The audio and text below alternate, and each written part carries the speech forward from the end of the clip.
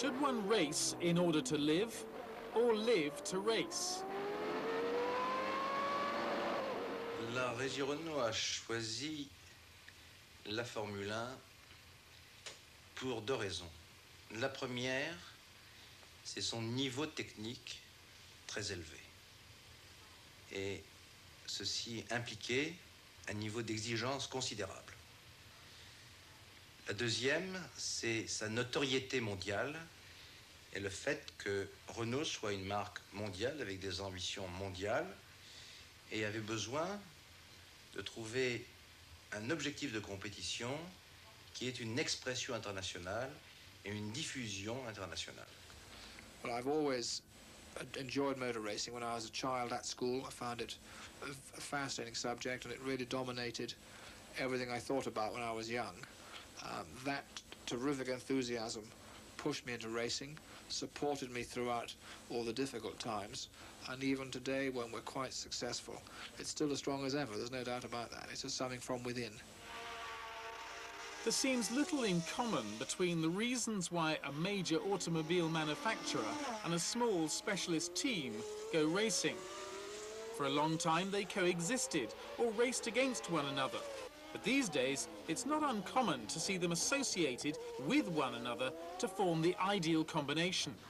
In the early days of the car, the reasons why a manufacturer should go racing was scarcely any different to current reasonings. Quite simply, racing was a way for those manufacturers involved to prove to their clients the qualities of their products, for the cars that they raced were virtually identical to those which they sold. In the 20s, however, the technology of Grand Prix racing needed to be more specialised, and so bigger manufacturers such as Peugeot, Fiat, even Mercedes, moved away from racing, allowing specialist sports car manufacturers to take the stage. This, then, was the great age of Delage, Alfa Romeo and Bugatti, who found that racing not only enhanced their corporate image, but also fed the bank balance, as they were able to sell racing cars to wealthy gentlemen drivers. And until the end of the 60s, Grand Prix cars were painted in their national colours, British racing green, Italian red and French blue. This suggested that Grand Prix weren't simply contests between manufacturers and teams, but also between great industrial nations. In the quest for status and propaganda, the leaders of the Third Reich soon appreciated the prestige to be gained from winning with German technology, flying the flag which denoted the increasing power of Nazism. So, at the beginning of the 30s, they began to encourage their major motor manufacturers to enter Grand Prix racing as it was then. But it wasn't enough just to participate. It was imperative to win, and even, if possible, to totally dominate their rivals. Consequently, Mercedes and Auto Union were largely used to prepare for battle.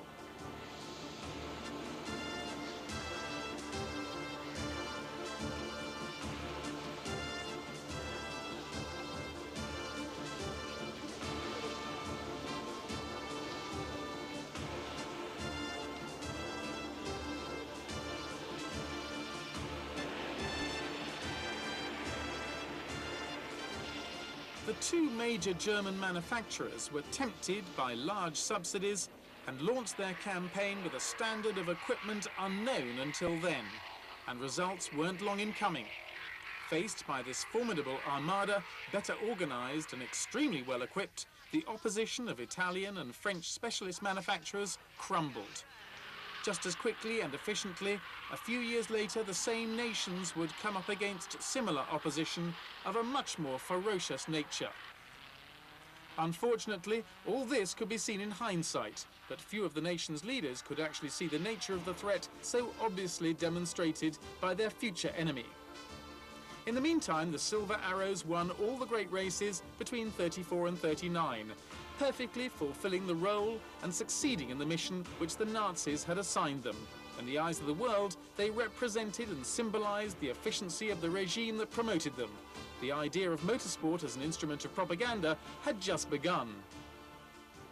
Today, thankfully, there are no examples of Formula One being used to such ends. Nevertheless, the very expensive subsidy which Fiat has paid to Ferrari since the late 60s is motivated by similar considerations and with similar reasoning. Fiat is exceptional in that it owns almost all the major Italian car manufacturers, but the directors see Ferrari as flying the flag for Italian national industry as a whole. So each Ferrari victory is seen as being a selling aid, not only for Fiat's, Lancias or Alfa Romeos, but also for machine tools, washing machines, and a host of other products of engineering. Besides, Ferrari have never changed their traditional national colours.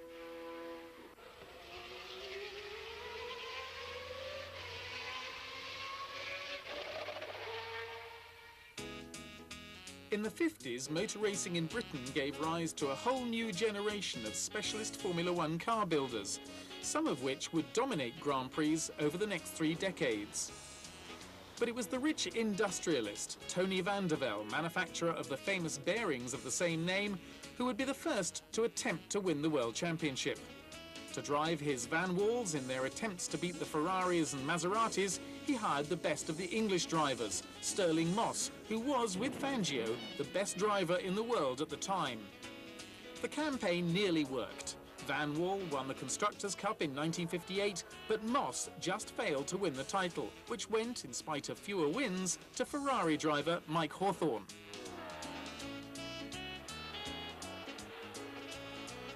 At the same time, with the support of British Steel and with the aim of promoting British industry as a whole, British Racing Motors, or BRM, was created, which, after an extremely hesitant start, slowly began to establish itself as a #1 team, led at one time by the talented Frenchman Jean Berrat.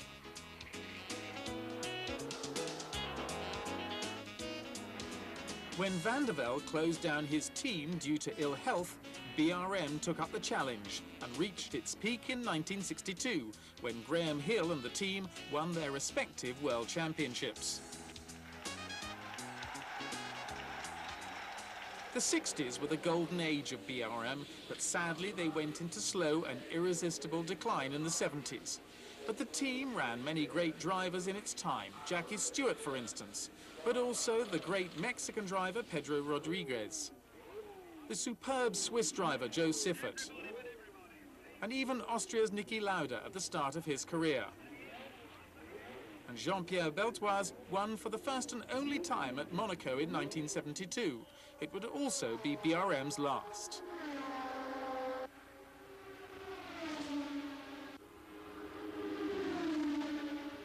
But the end of the 60s saw a new structure in place in Formula One, the association between a major industrial company who would shoulder the greater investment, the engine, and a specialist manufacturer who would build and run the cars. Colin needed a new engine. We had impressed him suitably, and he thought that I was likely to be able to design him a suitable Formula One engine, so he tried to get some money to support the venture, and I had been bold enough to say I thought that we could make a Formula One engine for £100,000. And we went to see a few people, and then Ford took immediate interest and agreed to pay us the money to make a Formula One engine. I think that's really great. I think that this is the first time we've been able to coordinate the build of an engine and a chassis together and design each one to suit the other. And with the sort of weight and simplicity and power that keeps coming up, I think we're going to have a fabulous motor car. Yes, I quite agree. Very reasonable.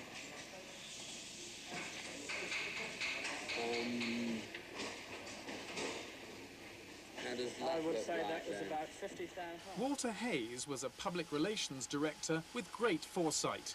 He could envisage the huge profit that Ford could make out of its Formula One involvement. Thanks to him, Ford invested a relatively small sum of money and gained an enormous amount of prestige and publicity by participating in just such an operation. In structural terms, the Lotus 49 was innovative because the engine was a stressed member, a structural part of the chassis which carried the rear suspension. This was something that would later be universally adopted on all Formula One cars. Its V8 engine was designed and developed in the workshops of Cosworth, a small English engineering company which until then specialised in building competition engines based on small capacity production blocks. It would therefore have seemed risky to have thrown them suddenly into the deep end. But that's where Hayes and Chapman were clever, correctly assessing their potential and having confidence in them. They would be paid back more times than they could ever have hoped for. Two Lotus Fords made their debuts on June the 2nd, 1967 at the Dutch Grand Prix, and it was sensational. After Graham Hill dominated practice, Jim Clark won the race ahead of Brabhams and Ferraris. It would be the first in an extraordinary series of more than 150 wins for the V8 Ford Cosworth, which would establish a record unprecedented in the history of motorsport.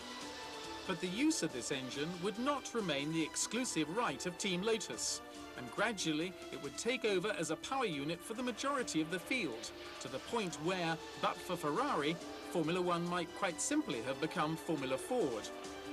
Obviously, the entire structure of Formula One had been transformed. There was no longer need to invest huge sums in the manufacture of an engine. All a team had to do was to buy a Ford Cosworth to be sure of being powered by a competitive engine. The era of what Enzo Ferrari disdainfully called the assemblatori, the kit car manufacturers, had begun. We seem to manage to beat them all with, first of all, Lotus, and then the Matra came out and with Jackie Stewart driving, and then McLaren. And we gradually got most of the good teams, and therefore we won most of the races. Between 1968 and 1982, 15 years, the V8 Ford Cosworth DFV won titles for no less than 12 world champions. Stewart, Rindt, Fittipaldi, Hunt, Andretti, Jones and Rosberg all owed their titles to that power unit. And it would win its 154th and final victory in the United States East Grand Prix in Alboretos, Tyrol, after 16 seasons of great and loyal service, an incredible record of staying power. This success story marked a break in the pattern of the history of Formula One. In spite of occasional Ferrari success, it now appeared that the task of making a complete Formula One car had become a handicap for a team, as was illustrated by Matra's experience. When he entered Formula One, Matra boss Jean-Luc Lagardère quite sensibly opted for a two-pronged approach. On the one hand, he supplied the Tyrrell team with chassis into which they fitted the ubiquitous Ford Cosworth V8. But at the same time, he set up a 100% Matra team, whose cars were powered by their own superb V12. On paper, this engine had more potential than its rivals, because its basic design meant that it should have been able to rev higher and thus give more power. But on the minus side, it was a lot thirstier, and worst of all, a lot more complicated. Consequently, it took longer to develop, particularly as the team was a lot less experienced than its British counterpart.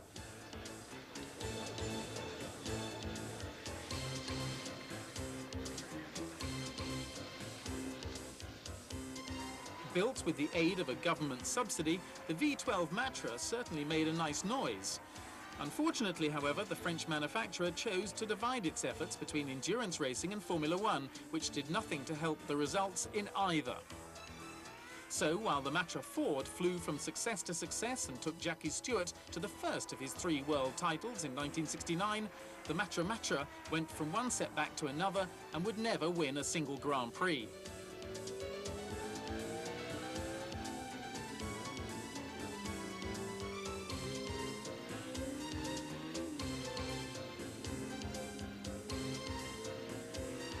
In fact, it wasn't until 1977 that the V12 won, and then it was fitted into the back of a Ligier, driven to victory in Sweden by Jacques Lafitte.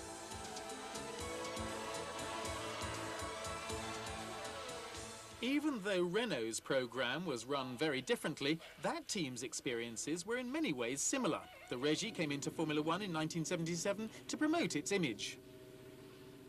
Nous pensions que la première preuve que nous devions faire, c'est de montrer que Renault faisait de la compétition et accédait progressivement au niveau de notoriété mondiale avec cette compétition, mais en même temps, elle voulait développer une technologie de pointe qui pouvait avoir des retombées sur l'image technique de Renault et éventuellement sur des produits de série futurs.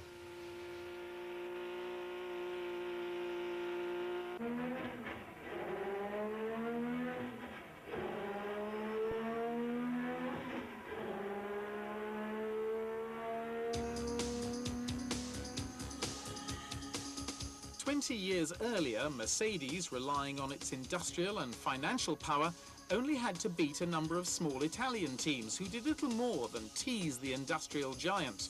By throwing all its resources behind its campaign, Renault hoped to have the same success.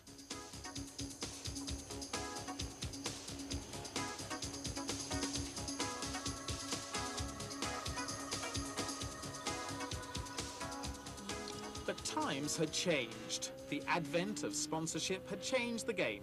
Since the 60s, the smaller teams had become wealthier now that they could tap into outside finance. That had raised the overall standard of competition, and the smaller teams had become much more professional and better equipped than they had been a decade earlier. They were therefore much tougher and tenacious adversaries, and Renault also chose the more difficult course of action by deciding to construct and run cars entirely designed and built by their own engineers and technicians.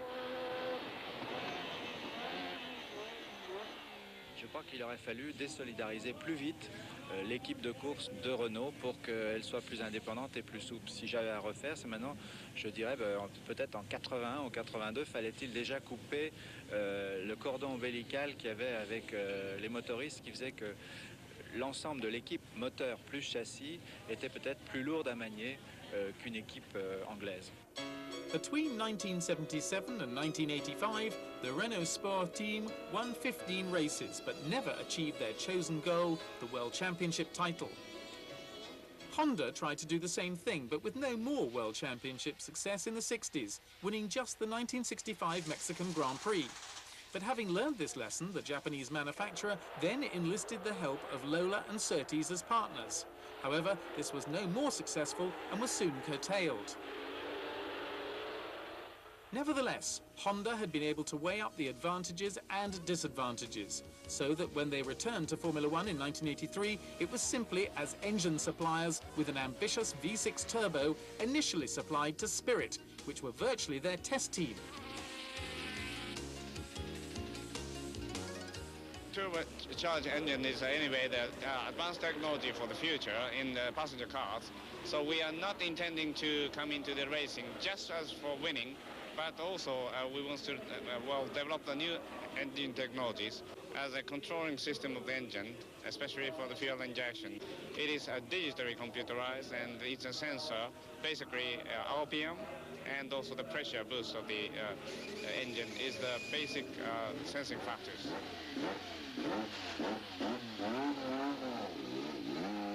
Honda's approach set new standards in that they drew on all the major elements from their factories and seemed not to have a budget. Even so, the Japanese also appreciated that they needed to enlist the help of a major and successful partner. Within 6 months, they had teamed up with Williams, the previous year's world champions.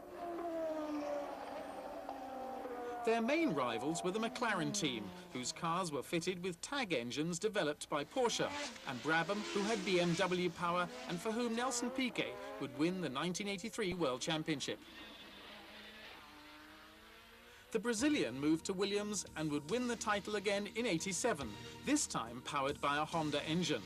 But the Japanese were unimpressed by the rather public inter-team rivalry between Piquet and Mansell, and were wooed away from Williams by Ron Dennis, whose McLaren team was setting unprecedented new standards in Formula One professionalism.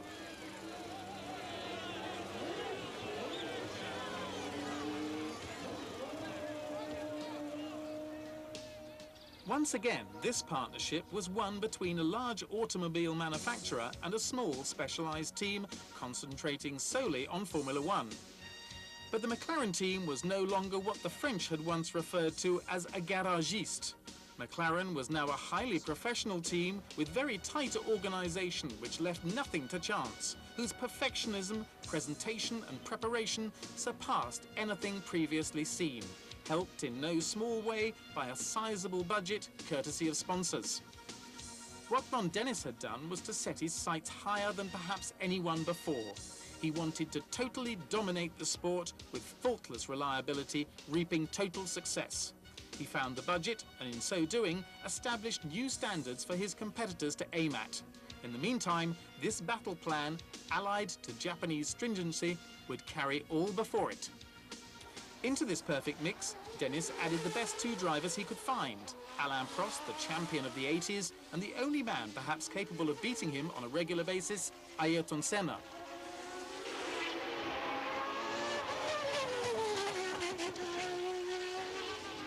Dennis's battle plan almost succeeded. Without Honda engines, the Williams team were almost and also ran, allowing the McLaren pair to share 15 victories from a possible 16. Only the Italian Grand Prix was missing from their record, allowing Ferrari a face-saving victory. Honda, with McLaren, would win the 89, 90 and 91 championships, giving them a full house total of 6 constructors' titles in 6 years and 5 drivers' titles. Only Ford and Ferrari had more victories, but over a much longer period of time. Between 86 and 91, Honda's engine dominated Formula One, almost without rival. But by the time the Japanese manufacturer decided to quit Formula One during the 92 season, they had found a worthy rival. Ce matin, nous avons terminé la négociation et avons signé avec Williams un accord de partenariat valable sur 3 ans, 89, 90, 91, où nous fournirons les moteurs à l'équipe Williams. Renault had pulled out of Formula One at the end of 86, having failed to win the world title and suffering a period of financial difficulty. Now they had returned as an engine supplier to the team who had first taken Honda to victory. Frank Williams and Patrick Head still led the team. Patrick Faure, the boss of Renault Sport, was less demanding than Ron Dennis had been. He wanted victories in 90 and to be a World Championship contender in 91. Bernard Dudot's Renault engine team had spent its 2 sabbatical years usefully, taking advantage of the time and change in regulations to design a V10 like Honda's. The new rivalry of Franco-British team versus Anglo-Japanese had the scent of a Europe versus Japan confrontation. Frank Williams's team, however, still didn't have the strength of Ron Dennis's McLaren. It would take 2 years to rival them. But Renault's engine was immediately promising, and they had found an associate of a caliber that was missing during their previous efforts with the turbo. A team that was very experienced, could react quickly, and was totally independent, allowing it to exploit its partner's effective means without the burdens of a large enterprise. In order to beat McLaren Honda, both Williams and Renault quickly realized that they would have to take engineering risks so that their rivals' weak point became their conservatism. To begin with, this proved costly until they became reliable, and then they began to pay off.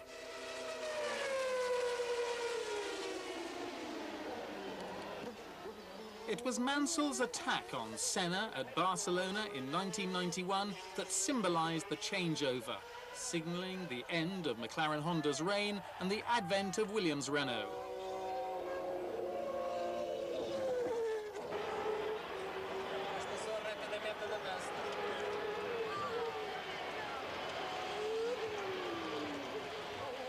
Even so, Mansell, in spite of winning 5 races, was still unable to prevent Senna winning the title. But the program was underway, and he would succeed in 92 when Mansell, Williams and Renault would win their titles. Thanks, guys. Where Renault had failed in their turbo era, and where Scuderia Ferrari also failed, was that they did not have the partnership enjoyed by McLaren and Honda, Williams and Renault. They illustrated that after 80 years of Grand Prix racing, the battle between major manufacturers and specialized teams was a draw. They had to work together to be successful. That way, it was possible to draw the maximum amount of knowledge and enthusiasm from the former to begin with, but also the great financial power from the latter, who could invest much more heavily. At the beginning of the 90s, there was no other way of attaining technical perfection in Formula One. Both methods of tackling the same job had had their day, and the ideal solution was a combination of the two.